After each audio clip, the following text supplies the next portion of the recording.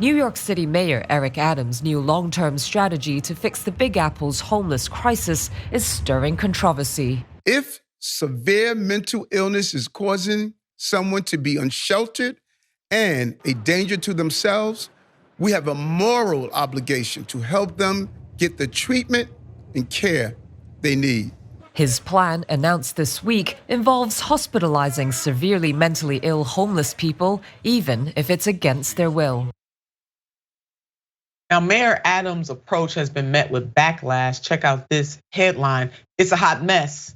NYPD was blindsided by NYC Mayor Eric Adams' decision to involuntarily commit mentally ill homeless people and claim City Hall jumped the gun. So hot mess. And you got the NYPD being blindsided. They're already overwhelmed as it is because we got police dealing with stuff that they shouldn't really be dealing with. And you overlay this. And then I question, like, how are you determining whether somebody's mentally ill or not mentally ill, Mayor? That is a very important question. So the decision to have police take on this task has been especially questioned. Watch this. It puts the responsibility on police officers to determine if and when a person needs to be hospitalized. It turns cops into social workers without the necessary training or experience to deal with mental health emergencies. And having police deal with people who are mentally ill is fraught. A Washington Post database shows that 21% of deadly police shootings involve a person with a mental illness.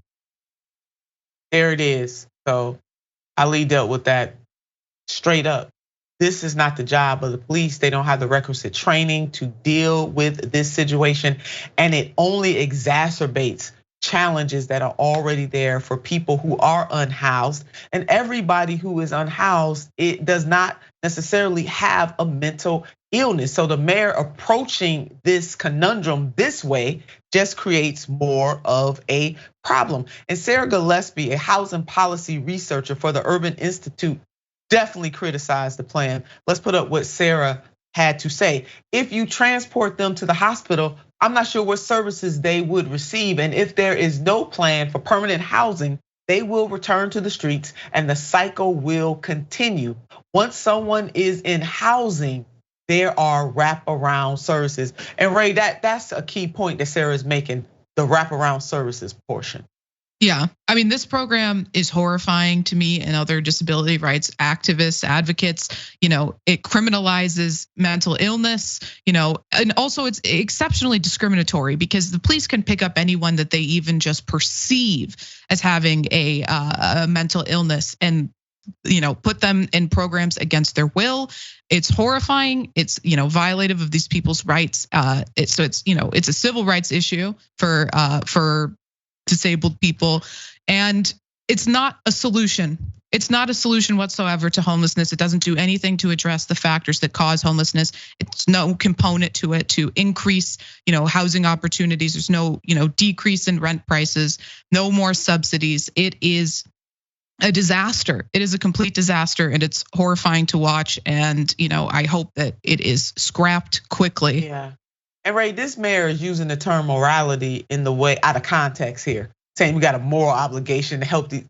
Well, what type of help? Like the type of help does matter. And the fact that he wants to use the police are already overstrained.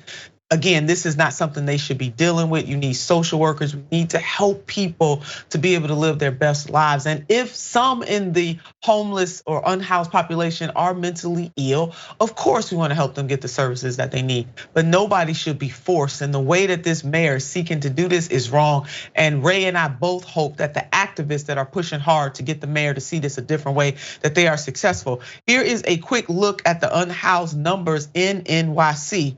Number of unhoused people in 2022 overall, over 60,000 people. Among those people, over 19,000 are children. And the number of houseless adults up 99% from 2012. So again, we know that the pandemic is exacerbating this, but people were already suffering before the pandemic.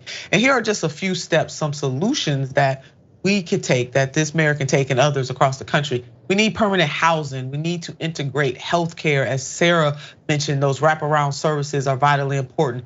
We need to build career pathways for people who are unhoused. We need to foster education connections and reduce criminal justice involvement. Or I would put it another way, You don't need the police involved in matters like this unless there is some type of violence. It has to be some extreme situation. Let's try to deal with this in a way that edifies and lifts the unhoused and to help them to get what they need and what they deserve. And that not only makes their lives better, it makes for a healthier community and healthier cities. We can do this a new and a different way. Mayor Adams, you're not doing this the right way. Mayor Karen Bass, kudos to you. We will continue to watch how this turns out for both mayors, because if in fact they find a way to do this in a very humane way, this may be a model that could be expanded throughout the country, but making little tweaks here and there based on the needs of individual cities. So we want this to work for both cities, but Mayor Adams, no, you're getting off to a bad start, baby. Go ahead and read. Go ahead and look on Mayor Karen Bass' notes. Go ahead, it's all right to cheat on this. Look on the cheat sheet. Go ahead, look on over on her desk and take the notes and start this thing up all over again.